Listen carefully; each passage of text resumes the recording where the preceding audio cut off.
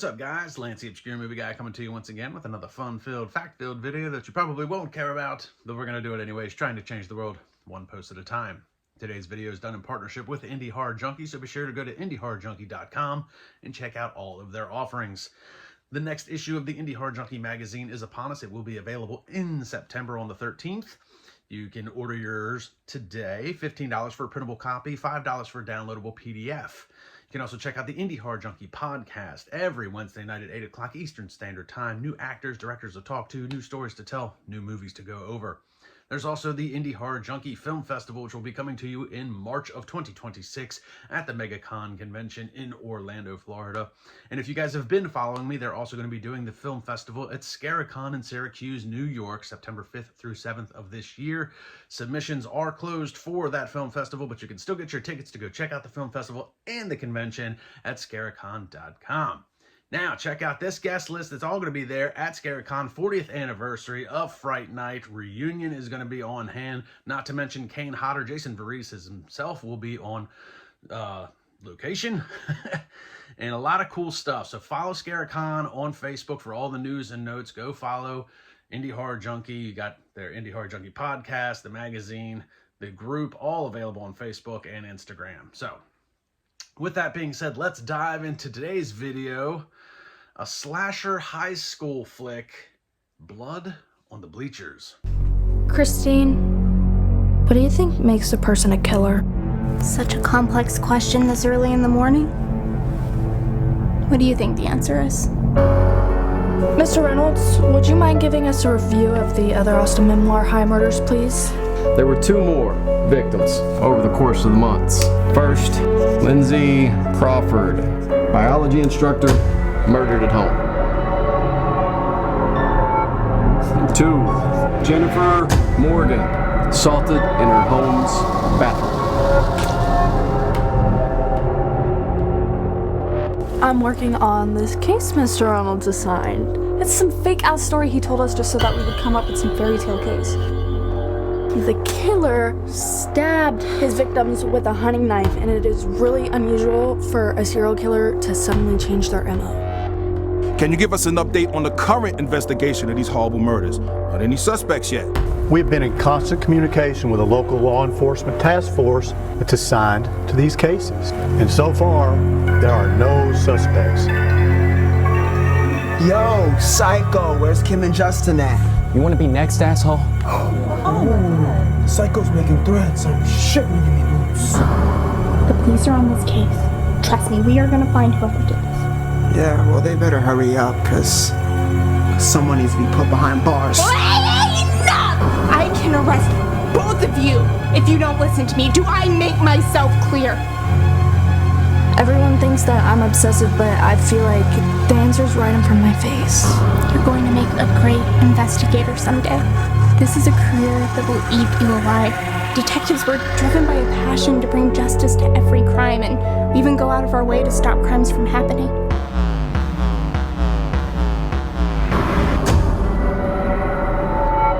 But it just isn't possible to solve all of them, no matter how hard we try.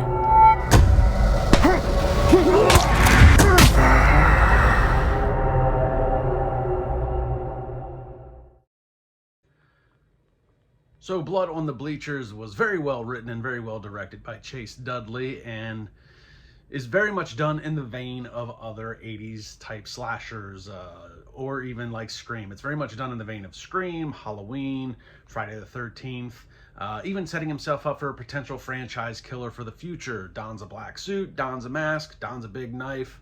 It's hard to not see the parallels and similarities between this movie and others like Scream, but it does do enough to separate itself from those other movies and set itself apart in its own tone. It's very well written. The opening sequence is very strong and even goes as far to establish some characters that don't even need to be established because they are killed off rather quickly. Again, very well written. It's got some very good jump scares that'll definitely get you going in your couch or your seat. And it does very much start off as a typical slasher, but it quickly moves into more of a mystery type film without losing any of that horror type theme. Extremely well done by Chase Dudley in this regard.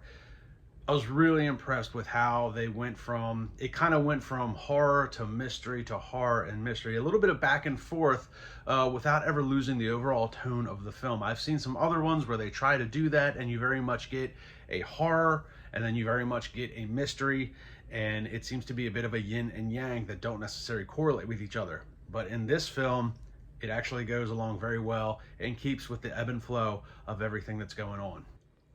It's also got some very, very good practical special effects in use, especially when it comes to the killings, because of the size of the knife. There is some typical horror tropes that are in this film, but I feel like those are actually done with intent, and they're a little bit of a nod to some of the other films that come before it.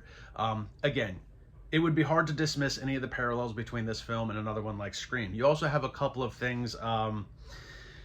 Take the killer, for example. He does seem to have like superhuman type strength at some points, and that's almost reminiscent of what you would find in like Halloween with Michael Myers. You have this Michael Myers type-esque strength in a couple of scenes. You're like, it's a big guy, it's a big dude. I wonder who could be doing it. And again, those are kind of done as like nods to the originals. And like I said, this film is very much done in the vein of a lot of those films, but again, it does do enough to separate itself and set itself apart from those films completely.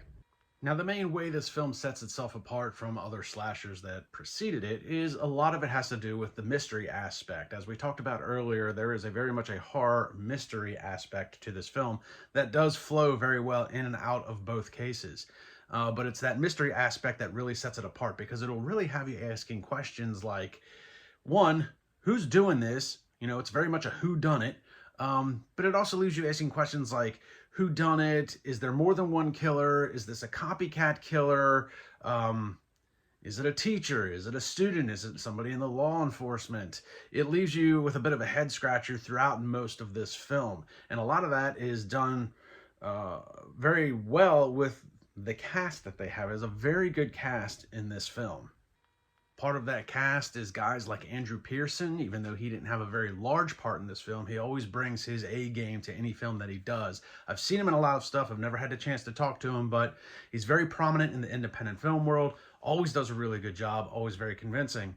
Also, I'd be remiss if I didn't do a shout out to my man, Sean Thompson, who I got to talk to on the Indie Horror Junkie podcast, episode 90. Be sure to go back and check that out. And I'll be working with him in The Hive, which is a feature film that he is doing, currently writing and directing. It is in pre-production. We are getting ready to kick off actual production in a couple weeks. Then you also have Ariana Harris. Ariana Harris as Hannah. And then you have, and I'm going to butcher this last name, Holly Aspinall, something like that. And if I said it wrong, I'm sorry, but she plays Christine. And they very much have it's not a mother-daughter relationship. It's more like a guardian and teenager type relationship. But I did like the chemistry between those two, because obviously, Hannah is a teenager in the school where stuff is happening, where Christine has some involvement with the law enforcement, the local law enforcement, trying to figure out what's going on. So it very much plays to the dynamic of who done it. Does one know more than the other about who's potentially doing it? Or is one of them the killer? You don't know. You got to watch to find out. And then there was a couple of real big standout performances for me in this film. Houston Buckley, who plays a character named Ben. Very interesting character, a bit of a complex character. And as you're watching it, you know, the guy's a little screwy. He's definitely got some stuff going on. He's very much got a weird relationship with his mother, much like the water boy. You know, she's very much, you know, oh, that's the devil, you know, up his ass about a lot of stuff. He doesn't want to do things that's going to upset her. But then some things come to light and you're like, okay, so not only was it a weird relationship to begin with, but now it's even weirder that I know that about her. So, but he did a really good job portraying the character. Very complex character in that regard. Really well done. Also, Leonard Peterson III did a really good job as Brandon, another complex character.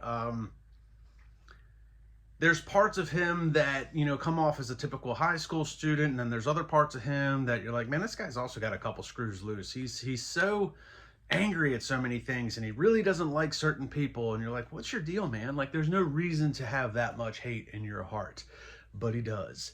Not a lot of IMDb credits for this guy. I think he's only got like 8 credits, but he did a really good job. He's very athletic.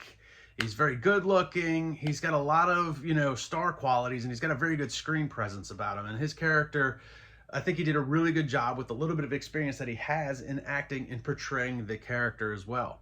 And of course, I want to do a shout out to Chloe Lutz. I was a producer on Return of the Corn Zombie. She was one of the main characters. Always does an amazing job. It was nice to see her in something that was outside of the Acrostar Films department. So it was really cool to see her in this film. She always does a really good job in everything that she does. And she very much has some final girl qualities in this film. I thought she did a really amazing job. So shout out to her as well. The cast really brought a lot of this, murder mystery, horror mystery together. Overall, there's not a lot of downfalls with this film. The only 2 areas that I really had any issue with was, and this might just be me because I'm kind of an idiot, as you can tell from my very limited vocabulary, but there is a bit of some flashback scenarios, old killings versus new killings, and I wasn't able to fully establish the timeline in which those were happening in my head. And again, that might just be a me thing because I am not the sharpest tool in the shed. In fact, I'm about as sharp as a wet rag. So that may just be me being me. The other thing that you will notice though, even like an hour into the movie, there's a lot of stuff happening, and there's a severe lack of police investigation into what is going on. They do talk about it briefly in a school setting, but they don't actually show a whole lot of actual police investigation or police work. It's very minimal into what is going on, which may also allude to the mystery aspect of it. Is some of the law enforcement in on it or not? Is there a reason why they're doing a lack of investigation? You gotta watch to find out, people. I'm not gonna tell you. Spoiler free, or as spoiler free as I can make it. But despite those shortcomings, this is actually a pretty good film. Really well done. I really like the fact that they're doing Chase Dudley, like I said, and I said it a lot in this video, but I like the fact that they're doing it in the vein of other slashers, but he's done enough to separate himself apart and very much make this his own project without it being a ripoff of somebody else's. So props to Chase Dudley, writing and directing this. Great cast, great special effects, very high production quality.